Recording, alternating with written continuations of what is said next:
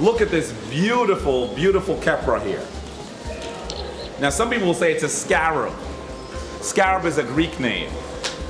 We would have called it a Khepra, and if you see that it has a sun disk above it, it's definitely a Khepra. You see the sun disk? So this is a Khepra. Khepra is the image of the divine power of the sun once it emerges into light at dawn. Once it comes out of, once it is birthed by the divine woman known as Nut, who is the lady of the heavens. Anika's going to talk a lot about Nut in her lecture, and I think you're going to find it extremely interesting. And so you're seeing a beautiful image of Khepra. In addition to that, understand that the Kamites looked at this particular animal and thought it was extremely divine because it, as Brother Chika told us earlier, laid its eggs in balls of dung. And for those of you who say, what is dung? Dung is doo-doo. It's doo-doo. And it rolls its eggs in this ball of dung in the same direction as the sun. And at the end, this animal, this beetle, comes out of the ball of dung. So they said it almost looked like it was creating itself. And so they considered it the symbol of bringing into being. Khepra means bringer into being. I also think that it's a wonderful analogy for the life that we have to lead. Because you can do divine things, but you gotta take care of your doo-doo first. And so clearly, the Khepra understood that if you didn't take care of it and see that your divine transformation could actually be lying in the doo-doo that you have, in the baggage that you have, in the problems that you have, if you didn't overcome those things, you could not be a divine being. I think that's another reason why they thought that this image was so divine.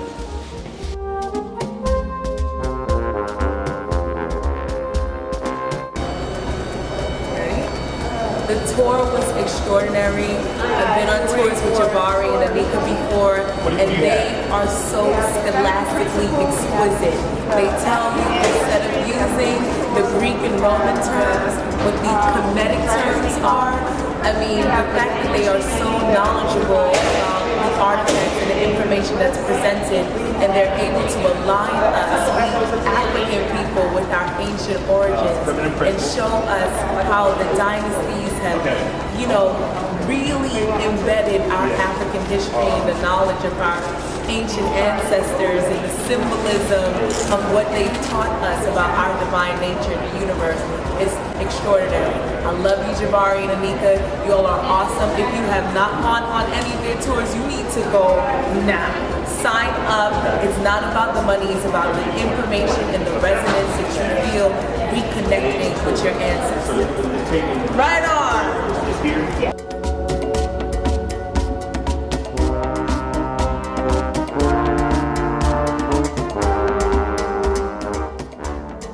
The ancient Kamites had many ceremonies and rituals, many. And one of them was the protection of pregnant women and children. It's a continual thing that comes forth. And that's because they're not just talking often about children, but they're also talking about the child within us, that which needs to grow, that which needs to be nurtured, so that you'll see this imagery often. We're going to talk more about it when we get to talk about the Black Madonna in a few moments. But that piece was actually part of a curved staff that would have been used to encircle a woman on her pregnancy bed. And they would have done ceremonies to this woman as she gave birth. So who knows how many Africans that thing helped bring into the world? Who knows? Who knows? Many of the pieces that you see were actually in tombs. So several of them were never expected to be seen ever again in life. They were used once and entombed. That piece there probably was used who knows how many times in an actual ceremony for people coming into the world. So for me, it's actually a more important piece than many of the ones that you see there. Jabari and Anika, thank you for your presentation. It was very well presented, very clear, very insightful. Teaches us about African history and where we our relation to Kemet was very, very profound.